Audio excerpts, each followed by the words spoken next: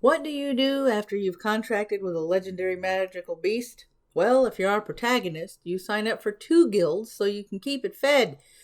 In this little slice of life episode, we see Makoto sign up for 2 guilds, one to adventure and one to sell what he finds on his journeys.